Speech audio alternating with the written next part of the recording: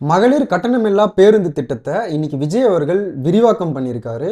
முதற்கட்டமாக மாநகரம் மற்றும் நகராட்சிகள் இருக்கிற எக்ஸ்பிரஸ், டீலக்ஸ், எல்எஸ்எஸ் பஸ்கள்ல பெண்கள் இனி இலவசமா பயணிக்கலாம்னு சொல்லி இந்த திட்டத்தை அறிவிச்சிருக்காரு. இந்த திட்டம் காந்தி ஜெயந்தி அக்டோபர் 2லிருந்து அமல்படுத்தப்படும் சொல்லியும், இதுக்காக 6000 கோடியை ஒதுக்கியும் இன்னைக்கு நம்ம முதல்வர் அறிவிச்சிருக்கு. ஒரு மாவட்டத்திலிருந்து இன்னொரு மாவட்டத்துக்கு பயணத்தை மேற்கொள்ள புறநகர் மற்றும் மலைப்பகுதிகளில் இருக்கிற சாதாரண கட்டணம் வசூலிக்கப்படுற பேருந்துகள்லையும் பெண்கள் இலவசமா பயணம் பெறலாம்னு சொல்லியும் இன்னைக்கு அறிவிச்சிருக்காரு. தற்போது செயல்படுத்தப்பட்டு வரும் மகளிர் கட்டணமில்லா பயண திட்டத்தில் மாநகரம், நகர்ப்புறங்களில் சாதாரண மற்றும் மலைப்பகுதி பேருந்துகளில் 40 கிலோமீட்டர் வரை மட்டுமே பயணம் செய்ய அனுமதிக்கப்பட்டு வருகிறது.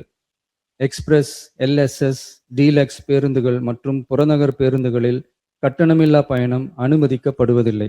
முதல் கட்டமாக மாநகரம், நகரங்களில் சாதாரண பேருந்துகள் மட்டுமின்றி மாநகரம், நகர்ப்பகுதிகளில் இயங்கும் எக்ஸ்பிரஸ், எல்எஸ்எஸ், டீலக்ஸ் அரசு பேருந்துகளிலும் மகளிர் கட்டணமில்லா பயணங்கள் மேற்கொள்ளலாம்.